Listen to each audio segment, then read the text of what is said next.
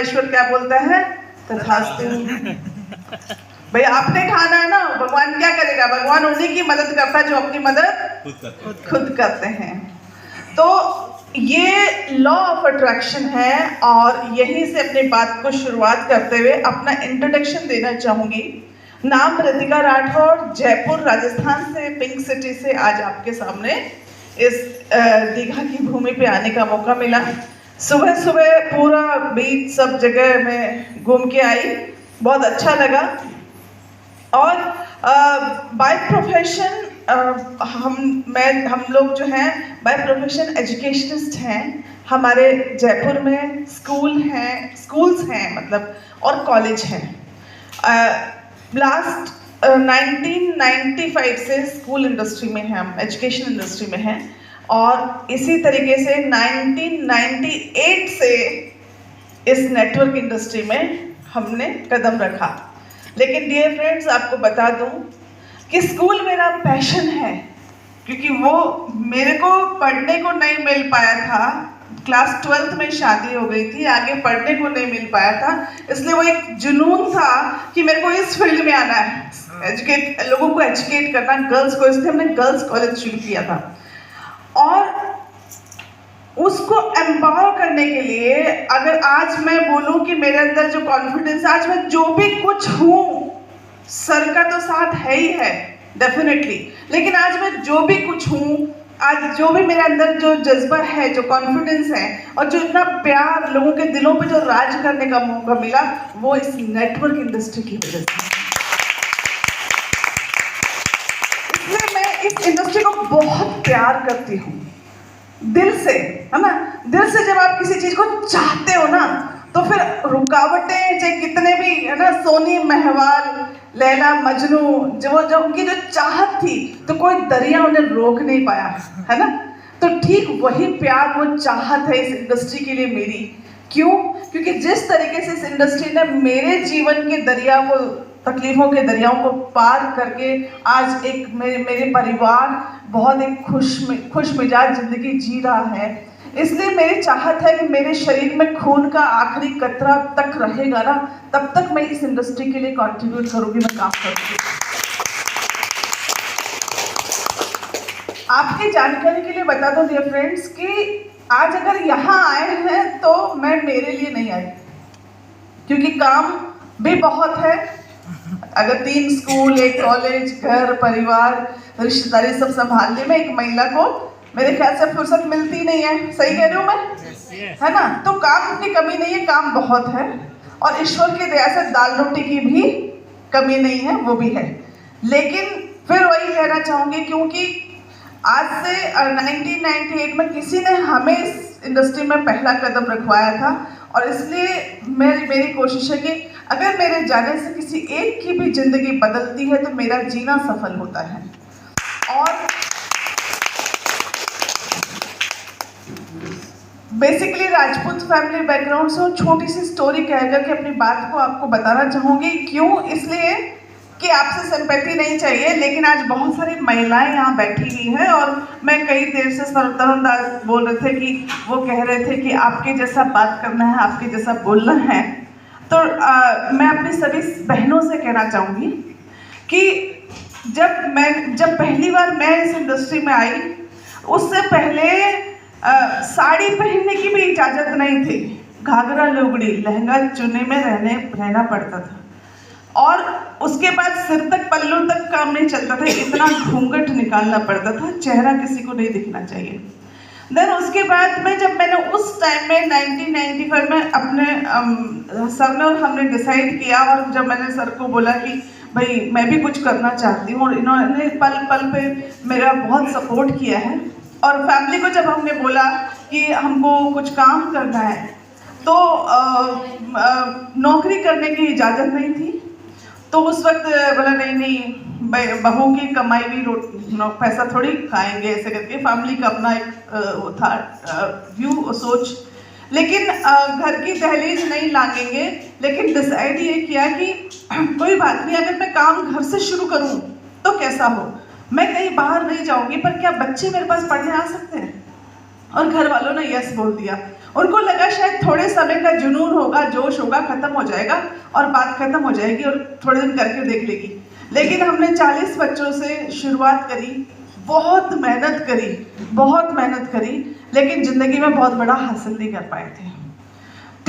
4 tin shed के कमरों में स्कूल शुरू किया था। उन 4 टिन शेड के कमरों में से एक कमरे में हम दोनों हस्बैंड वाइफ, और तब तक हमारी एक बेटी भी हो गई थी, बड़ी वाली प्रतिष्ठा।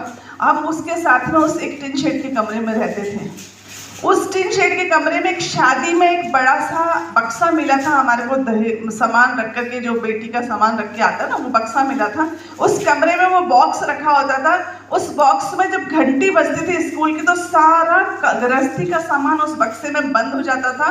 उस बक्से के ऊपर एक ब्लैक बोर्ड रखा जाता था और उसमें भी बच्चों को बिठा करके क्लास लेती थी, पढ़ाती थी। जीवन में ऐसा कुछ नहीं था जिसमें बहुत गर्व, गुमान, घमंड महसूस किया जा सके। अगर कुछ था तो वो सिर्फ और सिर्फ संघर्ष था। बहुत मुश्किलों का पग पग पे समझौते करने वाली ज़िंदगी को हम काट रहे थे। बहुत संघर्ष था, बहुत रात दिन एक कर रखा था, बहुत मेहनत। मुझे याद है कि वर्कशीट्स बनाया करते थे बच्चों के लिए, तो कार्बन प्रिंटर नहीं हुआ करता था हमारे पास में, और 10-10 पेपर्स एक साथ कार्बन के ऊपर कार्बन रख करके, क्योंकि आप टीचर, आप समझ पाएंगे, तो उसके ऊपर कार्बन रख करके और जब दबा करके लिखते थे कि नीचे वाले 10वें पेपर तक भी प्रिंट जाना चाहिए, उसके लिए इस उंगली में निशान पड़ जाया करता था कि एक साथ 10 प्रिंट आउट्स, 10 वर्कशीट्स एक साथ बना के रख सके। जीवन में बहुत संघर्ष चल रहे थे। आपको ये स्टोरी बताने के पीछे एक बार भी ऐसा मेरा मकसद नहीं कि आपसे कोई मुझे सिंपैथी चाहिए। आपको ये स्टोरी बताने के पीछे सिर्फ और सिर्फ एक मकसद है कि यहाँ जिनसे आज मैं पहली बार मुलाकात कर रही हूँ, उनको लग रहा होगा कि जयपुर से मैडम आए हैं और इतना वार्म वेलकम उनका किया गया है, तो ये कोई बहुत बड़ी पर्सनालिटी होंगी और इसलिए इस बिजनेस में कामयाब हो गई होंगी। आपको बता दूं कि उसी तरीके से आप, तो फिर भी आप लोगों को फ्रीडम है। उन संघर्षों से गुजर करके अगर ये महिला उस जगह से उठ करके यहाँ तक आके खड़ी होके आज आपको बता सकती है, तो आप यहाँ जो मेरे पीछे मेरी सिस्टर्स बैठे, ये मेरे से बहुत आगे जाते हैं।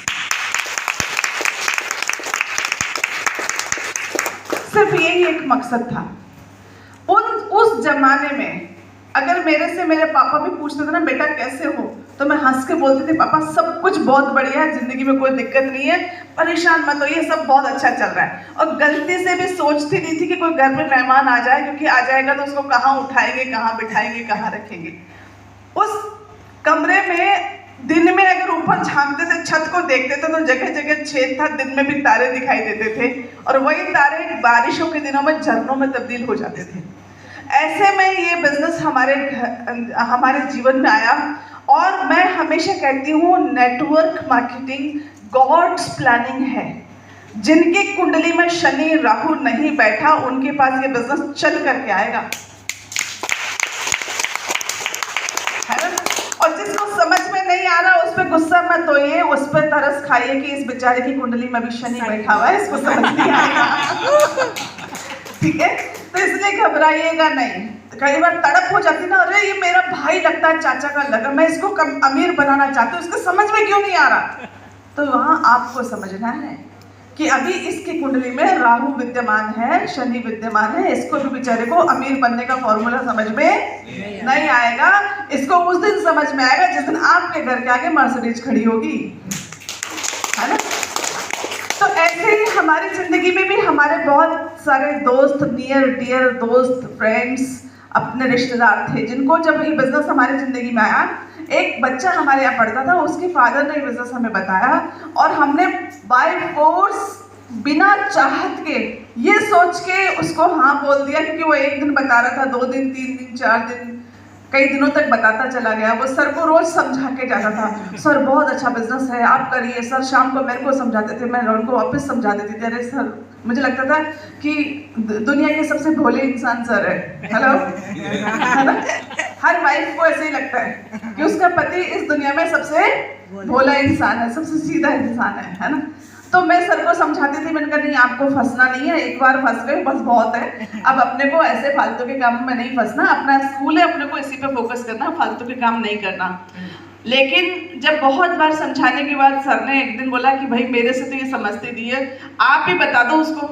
अब वो मेरे से मिले और मेरे को तुरंत ये समझ में आ गया कि भाई, क्योंकि उनका जो रवैया था वो समझ में आ गया, तो मैंने कहा 40 तो बच्चे हैं अपने पास, और अगर इसकी बात नहीं मानी ना तो ये अपने बच्चे को स्कूल से निकाल लेगा। ये तुरंत मुझे समझ में आ गया।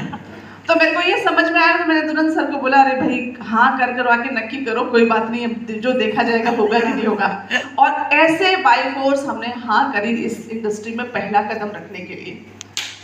और जब हम जब लगा, फिर उसके बाद जब देखा, प्लान देखा, मेरे को ज़्यादा गणित समझ में नहीं आती है, मैं दिल से काम करने वाली महिला हूँ, कैलकुलेशन ज़्यादा समझ में नहीं आती, बट सर को देखा, सर ने लोगों को हमने बताना शुरू किया। फिर हमको लगा कि काम हो नहीं रहा है, तो हमारे अपलाइन ने बोला आपको ड्रीम्स लिखने होंगे, सपने लिखने होंगे। डियर फ्रेंड्स, उस दिन ना ऐसे घबराहट हो गई, क्योंकि जीवन में पहली बार इतने साल के होने के बाद, 20-21 साल के होने के बाद में जीवन में पहली बार किसी ने सपनों के बारे में बात करी। उससे पहले किसी अपने ने भी सपने के बारे में बात नहीं करी। मुझे बहुत घबराहट, मैंने कहा सपनों का बिजनेस से क्या ताल्लुक? उन्होंने कहा अगर वास्तव में आप कामयाब होना चाहते हो तो आपको सपने तो देखने पड़ेंगे। मैं कहा कैसे सपने? सपनों से क्या, बोले आप इस बिजनेस में क्यों आना चाहते हो, आपका व्हाई क्लियर होना चाहिए। हाँ बताने के लिए हम हैं यहाँ पे। तो मैंने कहा व्हाई से क्या मतलब, क्योंकि ये बातें ना बिल्कुल ऊपर से गुजर रही थी, इससे पहले कभी ऐसी बातें ना सुनी थी ना करी थी। तो सपना जब हम ऐसे पेपर पेन फटाफट, मैंने कहा, उन्होंने कहा कि जो भी आप लिखोगे ना वो पूरा हो जाएगा। तो मेरे को ना मजाक सूझी अंदर से, मेरे को लगा आज आया ऊंट पहाड़ के नीचे। ये बहुत दिन हो गया इसको मुझे समझाते हुए, अब मैं इसको समझाती हूँ करके। और मैं फट से पेपर पेन, मास्टरों के पास तो उसकी तो कमी नहीं होती है, फट से पेपर पेन लेके आई, मैं उनके साथ बैठी, सर और हम बैठे, और हमने कहा बताइए सपने कुछ भी जो लिखेंगे पूरा हो जाएगा? मतलब बिल्कुल 100% सपना पूरा हो जाएगा, लेकिन सपना आपका अपना होना चाहिए। किस चीज को देख के, मतलब किस तरीके से सपने लिख सकते हैं, मतलब जिन चीजों को देख के आपके दिल से आह निकलती हो ना, वो सारे सपने आप लिखिए। मैंने कहा कितने लिख सकते हैं? बोले चलो एक बार 10 सपनों की लिस्ट बनाते हैं। तो हम पेपर पेन सर के हाथ में था, मैंने कहा सर आपकी राइटिंग बहुत अच्छी है, आप लिखिए। और सर के हाथ में पेपर पेन था, तो सर ने सबसे पहले, बहुत अच्छे इंसान है ये वैसे, तो इन्होंने सबसे पहले लिखा ये बिजनेस से हम 1 साल के अंदर एक लग्जरी कार लेके आएंगे। और दूसरे नंबर का सपना लिखा कि ये बिजनेस से हम हवाई यात्राएं करेंगे। तीसरे नंबर पर सपना लिखा कि जहां पे 4 टीन शेड का कमरा है वहां पे 2 साल के अंदर ये बिजनेस से हम 4 मंजिल की एक बिल्डिंग बनाएंगे। इस तरीके से हमने 1, 2, 3, 4, चौथे नंबर का सपना था कि हमारे पे कुछ कर्जा था कि मैं लोन फ्री लाइफ जीऊंगा, अपना कर्जा फ्री करूंगा। और इस तरीके से हमने 10 सपने लिखे। और उन सपनों को लिखने के बाद हमारे अपने ने कहा कि अब आप इनको मैडम पढ़ के सुनाइए। आपने तभी ताली बजाई। जैसे मैंने पढ़ा ये बिजनेस से हम लग्जरी कार लेके आएंगे, मैंने सर को देखा और मेरे से हंसी कंट्रोल ही नहीं हुई। मेरे को बहुत तेज हंसी आई। मैंने सर को ऐसे देखा, मैंने कहा लग्जरी कार लेके आओगे? बोला हाँ इन्होंने लिखा है, बोला लिखने से पूरा होगा। मैंने कहा और क्यों हंसी बताऊं आपको जानकारी के लिए, क्योंकि ये बिजनेस से पहले हमारे पास एक सेकंड हैंड व्हीकल के नाम पे लूना हुआ करती थी, जो एवरी किलोमीटर पे ऑटोमेटिकली बंद हो जाती थी। और सर उसको स्टार्ट करके दौड़ के शुरू करते थे। देखा वो जमाना आपने? लूना को भगा के वो इतने दूर भागते थे तो करके वो शुरू हो जाती थी। और जब वो शुरू हो जाती थी तो सर ने बैठो और कि भाई वापस बंद ना हो जाए। और ऐसे में जब सर ने लिखा कि लग्जरी कार लेके आएंगे, मैंने कहा ये लूना में जो सेकंड हैंड लूना, इसमें तो पेट्रोल डलाने का प्रॉपर से पैसा नहीं है और इसको ठीक कर रिपेयरिंग कराने का पैसा नहीं है। रोज दौड़ लगाती हूँ आपके पीछे मैं भी, और आप कहते हो लग्जरी कार लेके आएंगे। सर ने बोला ये बोल रहे हैं लिखने से आ जाएगा, तो अपने बाप का क्या जाता है, लिख दिया है ना। कि मन के लड्डू फीके क्यों? जब मन के लड्डू खाने तो फीके क्यों खाना है? कितना भी मीठा डालो तो कोई रोकने वाला है क्या? तो जब क्यों वो लूना पे जब बैठ करके सर और हम किसी अपनी दोस्त के या कहीं जाते थे ना, तो बड़े अलग अलग वाकया होते थे। अब एक बार एक तपती दोपहरी जून का